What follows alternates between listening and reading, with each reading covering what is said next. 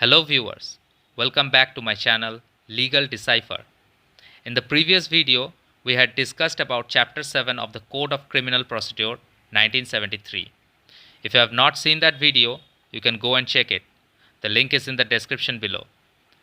Today, we will discuss about the contents of Chapter 7A of the Code of Criminal Procedure. We will go through the chapter and try to understand how the criminal procedure is followed and how the criminal courts work. So if you are new here, please like and subscribe to the channel to get video notifications. So let's get started.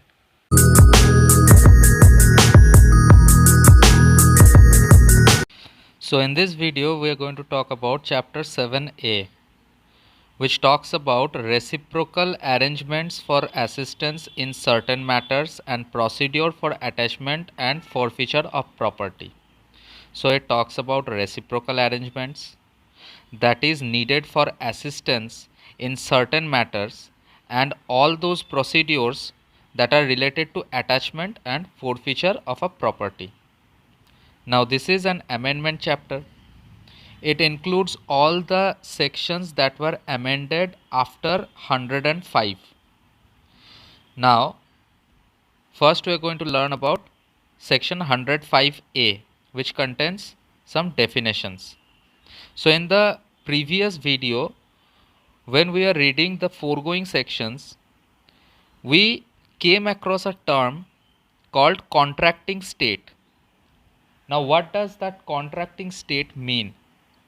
It means any country or place outside India in respect of which arrangements have been made by the central government or government of any such country through a treaty or otherwise. So it may be any country or territory that is outside the territories of India, and with such territory or with the government of such territory, the Indian government or the central government of India has made arrangements, okay, through treaty or otherwise. Now in the next clause, the term identifying has been defined. It says it includes establishment of a proof that the property was derived from or used in the commission of an offense. So we need to understand that the term identifying has the general dictionary meaning, and along with that meaning it also includes that any establishment of proof, whether a proof has been established that a property was derived from or used in a commission of an offense. That will also include into the meaning of this term identifying. Now proceeds of crime means any property derived or obtained directly or indirectly. So a property that is derived whether directly or indirectly by any person as a result of criminal activity. So the property must be derived in the result of a criminal activity, including crime involving currency transfers. So currency transferring crimes are also included into this definition, or the value of any such property. So all this comes within the definition of proceeds of crime. Now the next clause talks about property. So the term property here includes all of these descriptions, such as whether it is corporeal or incorporeal or movable or immovable or tangible or intangible, and it also includes deeds and instruments that establish any title or interest, and it also includes assets that are derived or used in the commission of an offense, and it also includes a property obtained through proceeds of crime. So all these include inside the meaning of property. Now what does the term tracing means? Tracing means determining the nature, source, disposition, movement, title or ownership of a property. Now let's understand section 105B. It says assistance in securing transfer of persons. So where a court in India in relation to a criminal matter desires that a warrant for arrest of any person to attend or produce a document or other thing issued by it shall be executed in place in a contracting state. So, if a court in India, in relation to a criminal matter, desires that it needs to issue a warrant of arrest for any person, or it needs to produce a document before it, and the person upon whom such arrest warrant is made or the person who is to produce such document is residing in any place in a contracting state. Okay, so in this case the warrant will be sent in duplicate form to such court, judge or magistrate in that territory by the help of central government.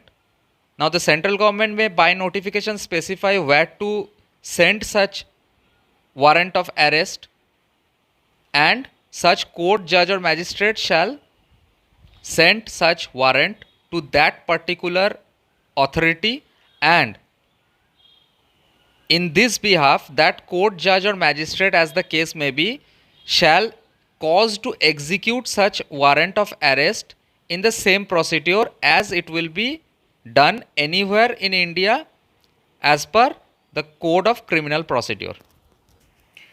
Now the same procedure will also be followed as per the provisions of subsection 2, which says that the same procedure will be followed if in the course of an investigation or any inquiry into an offence an application is made by the investigating officer or any officer superior in rank to him that the attendance of a person who is in any place in a contracting state is required in connection with that investigation or inquiry. And if the court is satisfied that such attendance is so required, then it may follow the same procedure as it is mentioned in subsection 1 to execute a warrant of arrest. Now the question arises, what if reverse happens? What if an arrest warrant is issued by a court, judge or magistrate in a contracting state and that arrest warrant is received by a court in India in relation to a criminal matter? Then the same thing will happen. The warrant will be executed by the court in India as if it was executed within its local limits. Now if that person who is to be transferred to a contracting state in pursuant to subsection 3, and if such person is also a prisoner in India, the court in India or the central government may impose such conditions as the court or government deems fit. So that person will be transferred to the contracting state with such imposed conditions as the court in India or the government in India, the central government, may think fit. Now such procedure will also be followed if reverse happens, which means if the person is transferred to India in pursuant to subsection 1 or 2 and that person is also a prisoner in that contracting state from which that person is transferred to India, then if the contracting state has imposed certain conditions in subject to that prisoner, then such conditions will be complied by the courts of India or the central government, and the prisoner shall be kept in custody subject to such conditions as the central government may direct in writing. Now let's move on to section 105C. It says assistance in relation to orders of attachment or forfeiture of property. So where a court in India has reasonable grounds to believe that any property obtained by any person is derived or obtained directly or indirectly. So whether that person has obtained the property or derived the property directly or indirectly in furtherance of a commission of an offense. Okay, so then in those cases the court in India may make an order of attachment or forfeiture of such property under the provisions of section 105D to 105J, both inclusive, and where the court has made an order for such attachment or forfeiture of property under subsection 1, and it is found or suspected that the property is in a contracting state, then the court may issue a letter of request to a court or an authority in the contracting state for execution of such order. So the Court of India will send a letter requesting the court or authority of that contracting state where that property is suspected to exist for the execution of such attachment or forfeiture of property. Now the same thing will happen when the central government of India receives a letter of request from a court or authority from a contracting state who requests the attachment or forfeiture of any property that is here in India, that is derived or obtained directly or indirectly by any person from the commission of an offence. That offence was committed in that contracting state. So say for example, a person has committed an offence in a contracting state, and the contracting state comes to know that this person has a property within the territories of India.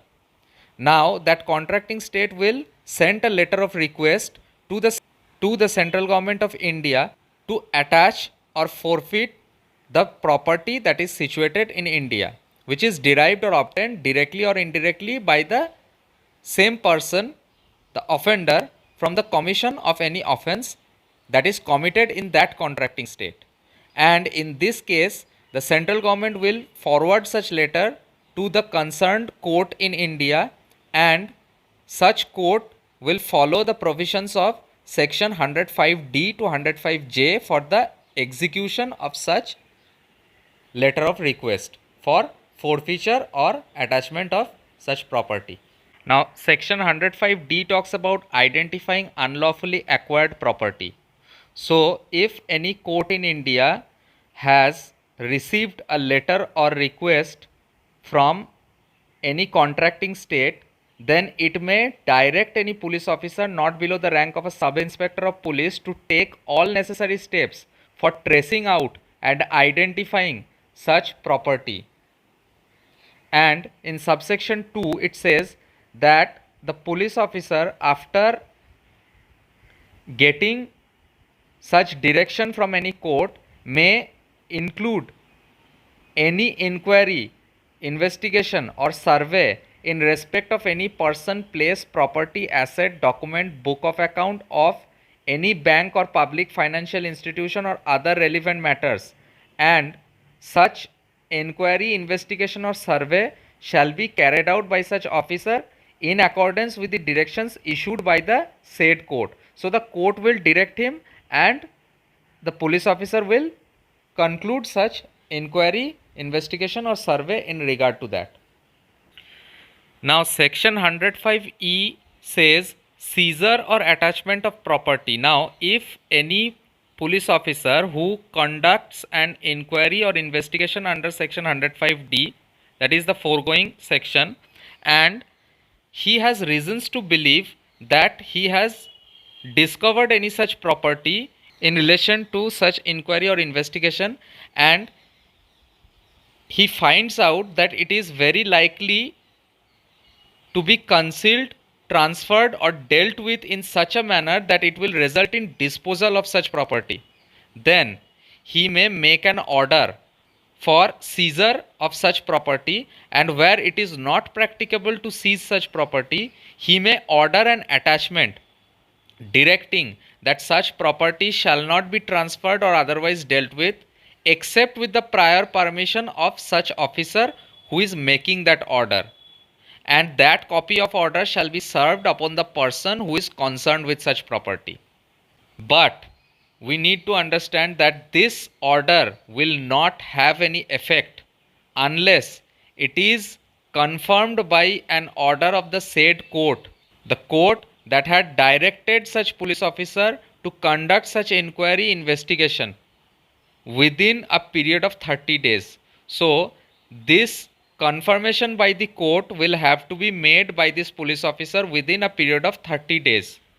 Now section 105F talks about management of properties seized or forfeited under this chapter. So if any property is seized or forfeited under this chapter, then the management of such property will be dealt with by the district magistrate of that area where the property is situated, or any officer that is nominated by the district magistrate to perform the functions of an administrator of such property.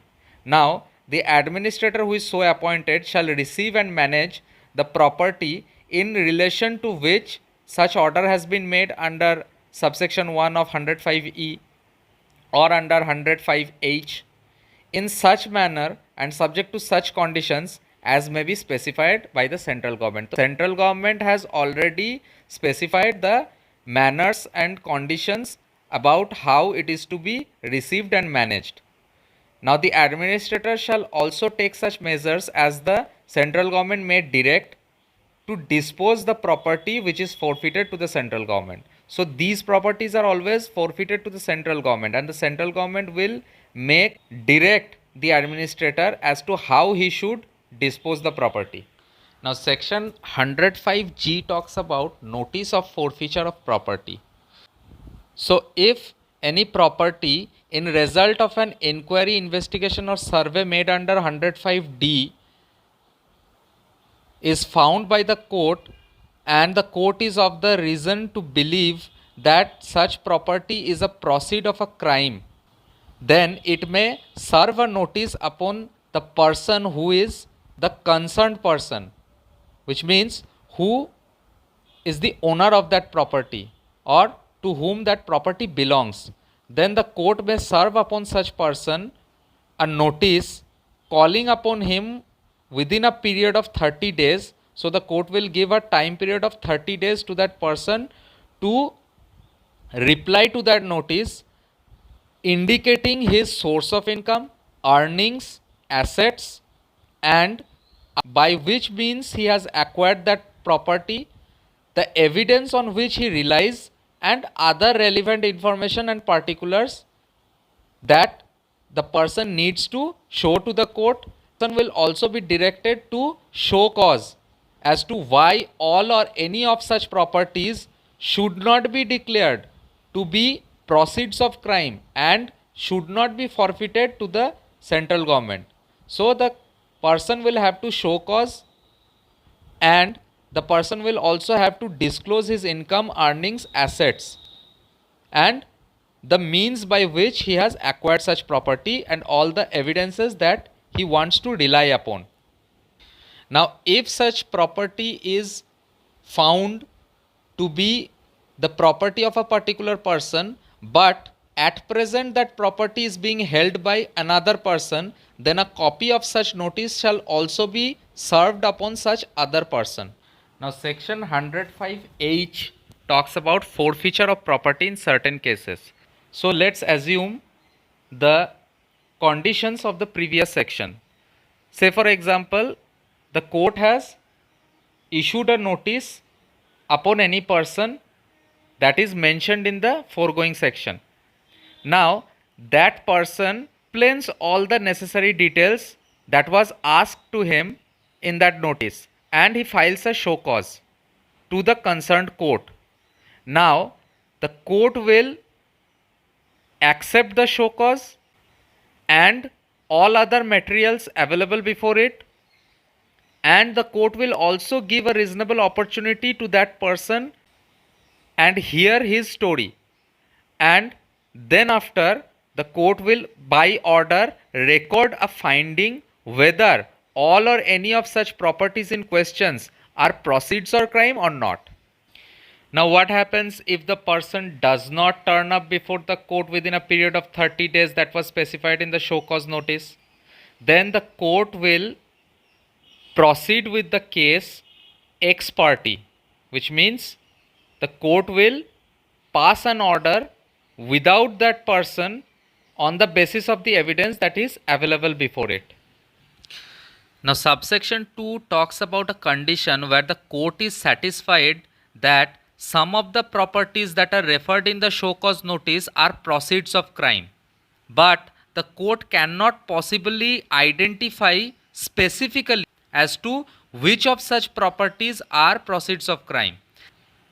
Then it shall be lawful for the court to specify only those properties that are founded as proceeds of crime by the court to the best of its judgment. So the court, after applying best of its judgment, finds that such and such properties are proceeds of crime. The court will only record a finding according to such under subsection 1. And subsection 3 says that any such property that is founded by this court to be a proceed of crime shall stand forfeited to the central government free from all encumbrances since such finding.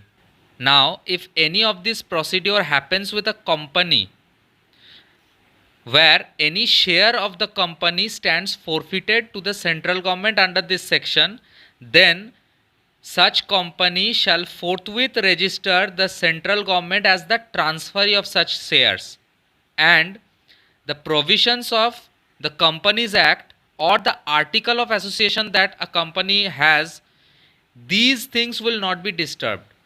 Notwithstanding all these things, the company will forthwith register that the central government is now the transferee of all the shares. So the shares will be transferred to the central government under this subsection.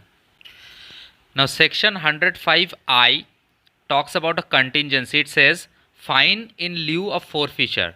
Now what happens is that when a court makes a declaration that any property that stands forfeited to the central government under section 105H, and in this case where the source of only a part of such property has not been proved, then in such a case the court shall make an order giving an option to the person.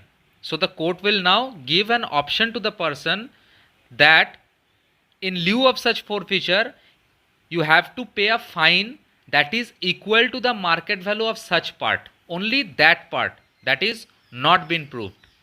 However, this person who is been ordered to pay a fine equal to the market value of such part shall be given a reasonable opportunity of being heard about such order. Now, if this person who is to pay the fine within a certain time pays within that certain time, then the court may by order revoke the declaration of forfeiture under section 105H, and thereupon such property will stand released. So if the person has paid the fine, then his property will not be forfeited, it shall be released. Now according to section 105J, there are certain transfers that are null and void. So what happens is that if a property that is referred to in the foregoing sections is after the said order on notice of forfeiture transferred by any mode whatsoever, then such transfer shall for the purposes of this chapter be ignored. That transfer will be ignored, and if such property is subsequently forfeited to the central government under section 105H, then such transfer will be deemed, such transfer prior to such forfeiture in the central government shall be deemed to be null and void. Now what does section 105K talks about? It talks about procedures in respect of letter of request. Now all these forms, the formats of these requests, summons or warrants shall be in the form and manner that the central government may by notification specify in this behalf. So it is the central government who is in the charge of deciding as to what will be the format of such letter of request, summons or warrants that are to be sent to the contracting states or to be received from them. Now what does section 105L says?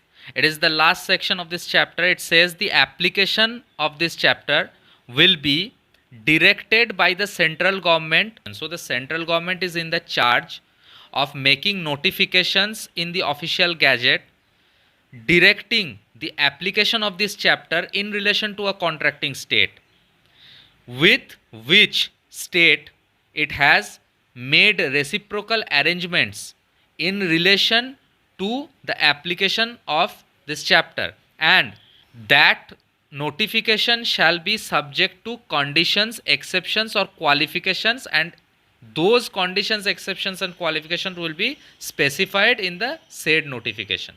So that's all in this video. If you like my videos, then don't forget to smash the like button and subscribe to my channel. Thank you so much for watching this video.